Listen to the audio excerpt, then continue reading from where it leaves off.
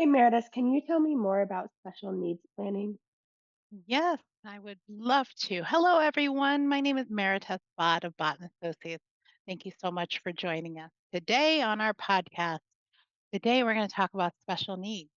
It's definitely a topic that, if you do have a child or an adult in your life that has special needs, it's something you think about.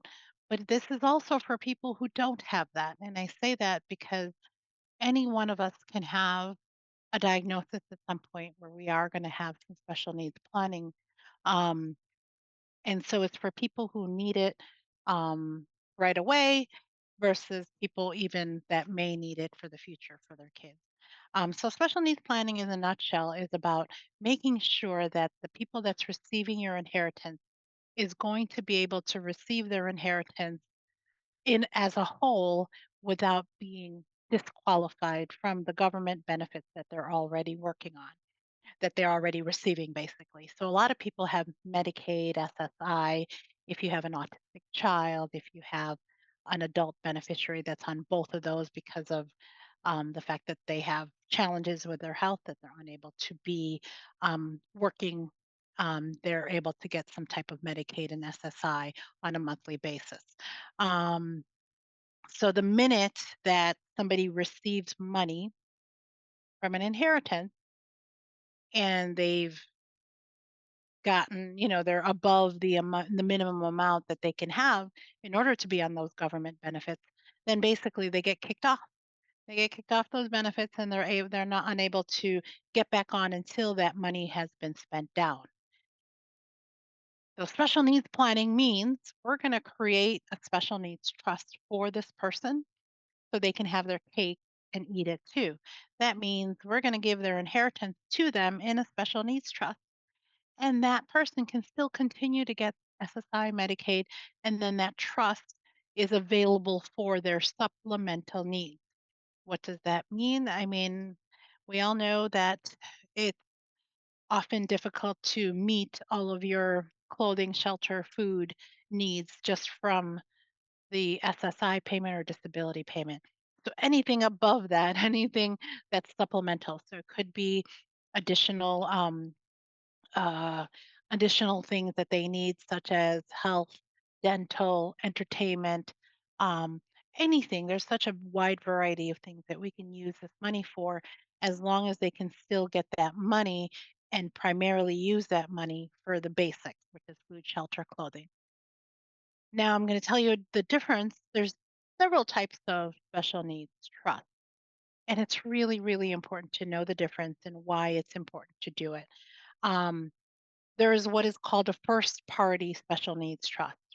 That means I'm creating a trust because I have special needs and I'm going to put it into a trust. But the money that is going to fund this trust is my money. So often, this is what happens often when you have maybe a car accident and there's a settlement amount that's being given to you. You're disabled, and now we're going to put this money in a first party special needs trust. And you can use it, but the negative about a first party special needs trust is the first beneficiary has to be the state of Illinois, the state that you live in, because they're going to be reimbursed down the road if there's any money left over and they know that the special needs trust exists, then we're certainly going to have to pay them back first and then the family members can get the rest of the assets. Okay. Contrast that to a third party special needs trust. That is a trust that's created by somebody else. So, for instance, it could be a parent of an autistic child, it could be a sibling of a um, special needs sibling, right? And as long as someone else creates it and someone else funds it, then that money again can be used for this person's supplemental needs without being kicked off of Medicaid SSI. So you see the difference is that actually with the third party special needs trust, the biggest difference is that upon the death of the special needs person, he or she can determine now we can determine where does the money go. The state does not have to be a beneficiary on a third party special needs trust. That is a good thing. So often we'll create living trust where we have special needs trust created for an autistic child, for instance. And let's just say the child's receiving $500,000 from mom and dad's estate. Okay, great. We're going to create a special needs trust for Johnny. That money is available for him. Maybe the sibling is the trustee. Money is available for him for his supplemental needs. If Johnny is on Medicaid, we're not going to kick him off. If he's on SSI, we're not going to kick him off. But he gets his cake, the inheritance, but he gets to have the rest of those benefits still continue. Okay. That is considered a third party special needs trust because it was funded by the parent. Okay. So the problem with planning like this is people don't think that you need it. Okay. What I mean by that is I'm going to give you an example, and this is something where it's very common. So often trust will be created and it says, give it to my kids equal shares. Outright, no special needs trust planning at all. But then down the road, 10 years later, 20 years later, that adult child was diagnosed with something where they are on Medicaid, they are on SSI, and the parent didn't even think about that. And so now we have to give it to the child directly because that's what the trust says, and it's going to kick them off of benefits, and we have to wait until the money is spent down, or that child can create a special needs trust for himself, a first party special needs trust, stay on Medicaid, and then if there's anything left over, it'll go to the state, and then his beneficiaries if there's anything left over after that. Okay. Had the mom or dad just put the special needs trust language within their original revocable trust, we would have eliminated that entirely. So it's very, very common. Almost always, I see trusts come to me and say, "Here, I've done it. Here's my trust," and they're all happy and obviously they feel satisfied that they had a trust done. But I'm looking at it like, well, you don't have special needs planning in here, and they might tell me, "Well, no, my kids are fine, no big deal." You don't know if they're going to be fine in the future. Unfortunately, we don't have that crystal ball. On top of that, if this trust ever goes to the next generation, what if you did have that autistic grandchild that will eventually receive this money? Why would you want that money to just go to a grandchild that shouldn't be getting the money directly, but in a special needs trust? Okay.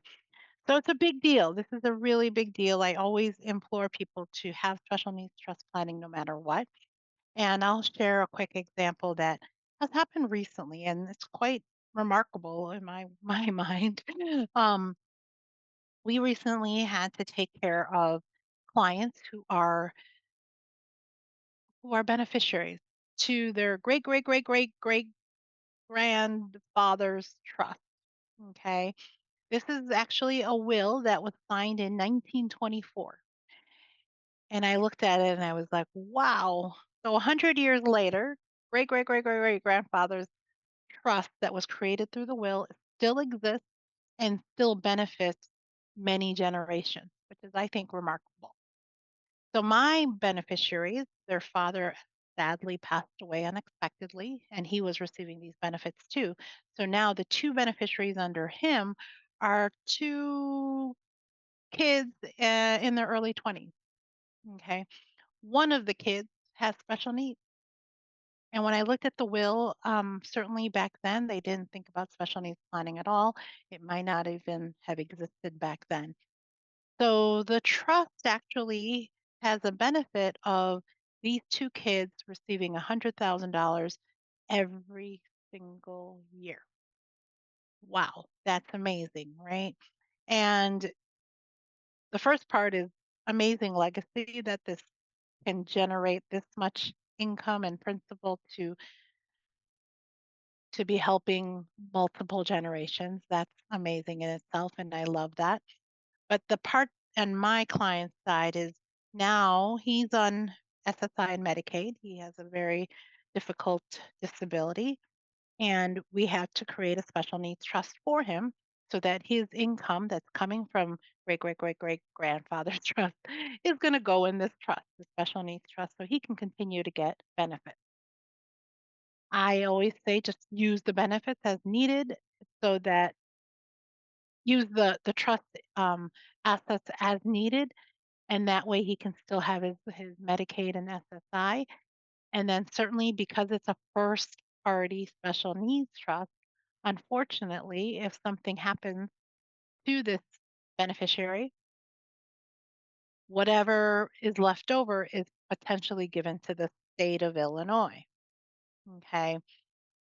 In contrast, if this trust, I know is from 1924, so most likely not, had some special needs provisions in it, we could have just created one for him and we wouldn't have the state of Illinois be a beneficiary of this third party special needs trust. Instead, we had to create a first party special needs trust. Either way, he's in his early 20s. He'll hopefully live a very long time. This money can be used throughout his life for whatever he needs. And potentially, there might not be much left, right? It'll be distributed to him. He uses it for the year, and then he gets his next distribution the following year. So this is just a big, big, you know, shout out to everyone who's trying to do special, just estate planning in general, and that to consider special needs planning because it could be the difference between here, state of Illinois, here's the rest of the money versus get state of Illinois out of the picture and give the rest of the money to the family members, not the state of Illinois. So that's a big deal, a huge deal. So very important. It's simple to think about, but complex to actually utilize and strategize with. So definitely use an estate planning attorney that does this and make sure you try not to, either do it yourself or go to somebody that doesn't have the expertise. Hopefully that's understandable for you. If you have any questions or if you'd like to have a report explaining special needs trust, just give us a call. You'll see that below. Give us a call or send us a quick chat on our website and we'll get that report out to you.